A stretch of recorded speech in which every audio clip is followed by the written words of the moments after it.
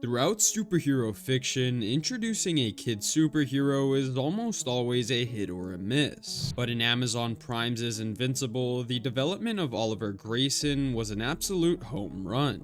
At first, he might have seemed arrogant, even a little pretentious, but by the end of season 3, he's easily become one of the most underrated characters in the series so far. In today's video, I'm breaking down the genius behind Mark's younger brother and how the writers absolutely nailed his character to a T. Oliver Grayson, or Kid Omni-Man, doesn't exactly get the most traditional superhero introduction. He doesn't show up with heroic music or a well-earned origin story. We literally meet him as a baby. But even from the moment of his birth on the planet Thraxa, Oliver's story was already destined to be one of the weirdest and most complicated in Invincible. Born from Nolan's relationship with Andressa after he fled Earth, Oliver is technically Mark's younger half-brother, but also one of the most unique hybrids in the series, being half Viltrumite and half Thraxan. The first real shift in his arc happens when Mark brings Oliver to Earth following Nolan's imprisonment. It's the first time Oliver meets Debbie, and let's just say things don't start off smooth. Not long after his arrival, he gets caught in the crossfire of Angstrom Levy's attack, and had his life threatened right in front of his mother, definitely giving him some underlying form of PTSD. But things escalate quickly. Thanks to his Thraxan biology, Oliver grows at an absurd pace. Within months, he looks like a 9 or 10-year-old kid, and with that growth comes powers. Seriously strong powers. Super strength, speed, flight, invulnerability, you name it. But what makes Oliver such a wild card early on isn't just what he can do, it's how he thinks. He doesn't yet see the world like a human. He's logical, cold at times, and doesn't understand why killing criminals is considered wrong if it keeps people safe. In his eyes, he's being efficient. To him, superheroes shouldn't just fight villains. They should erase the problem entirely. This kind of black and white mindset is exactly what makes his introduction so compelling. He's not just another sidekick or comic relief.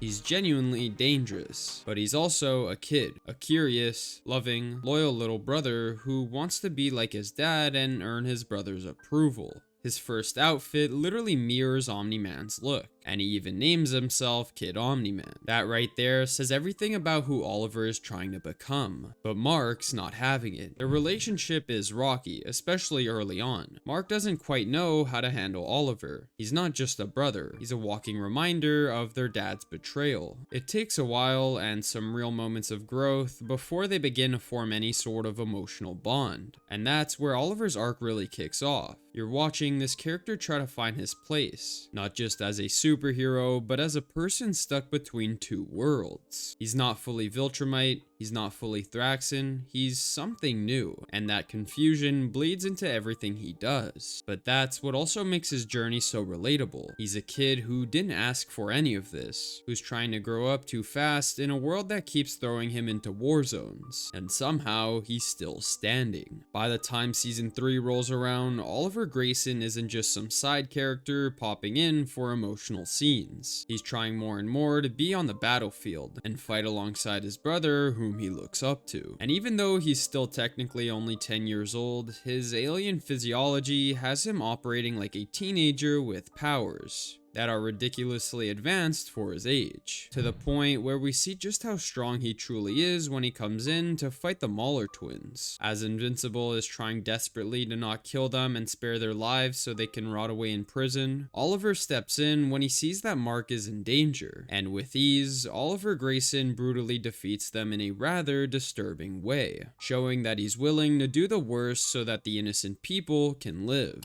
However, during the invasion arc, you really start to see what Oliver's made of. He practically begs his mother to let him go out and fight for the world that is getting defeated by Mark's evil alternate variants. He's not scared nor afraid, but ready to take on multiversal threats that look exactly like the brother he loves. And he does this in an impressive way, arguably being able to hold his own against multiple, with the little experience he has as a superhero. But then one of the most iconic Invincible antagonists shows up, and this is where Oliver really gets solidified as a true soldier. Conquest isn't just another villain. He's an apex level Viltrumite, someone so powerful, so absolutely vicious that even Mark, who's been through hell and back, has barely survived his wrath. So when Conquest hits the battlefield, the smart move would be to run, or at the very least, stay out of the way. But Oliver doesn't even flinch. Not even for a second. Without hesitation, he launches himself straight at Conquest, fists flying, heart pounding. There's no fear and no hesitation. It's like he knows the odds are stacked against him and charges in anyway. And that moment, that tells you everything you need to know about Oliver Grayson. He may be young, he may be inexperienced, but he's built different. That instinct to protect his brother no matter the cost shows a kind of bravery you can't fake.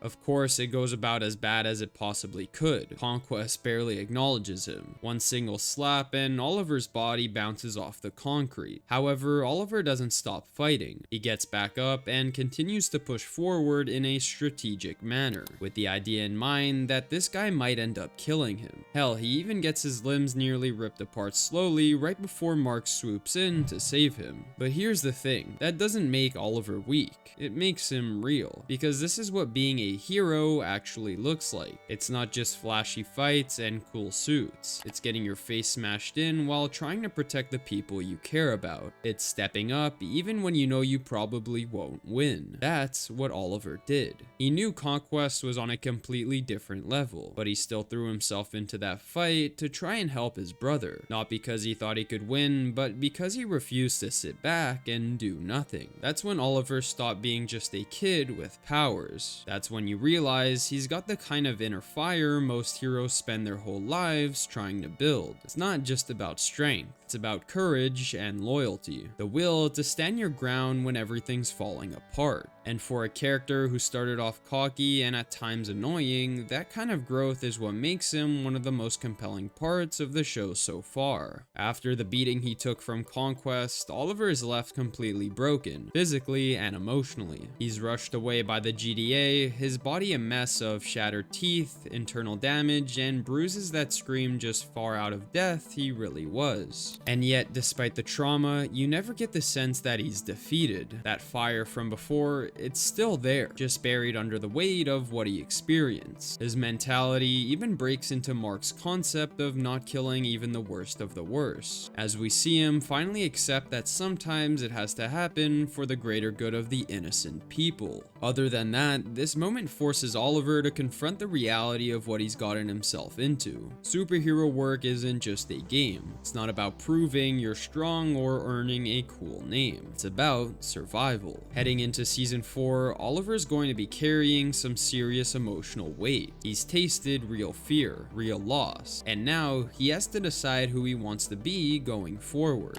Will he continue to follow in Nolan's footsteps? Will he try to be more like Mark? Or will he forge his own path entirely? One thing is clear, the kid who rushed into that fight with Conquest isn't the same one we'll see next season. He's been humbled, but not broken. And that quiet resilience, that's what's going to make Oliver one of the most important characters in Invincible going forward. If you enjoyed this video and would like early access, ad-free content, please go check out my Patreon as it helps a ton. As always, like and subscribe for more videos, and as well, be sure to leave your thoughts in the comments down below. Thank you all so much for watching, and I will see you all next time.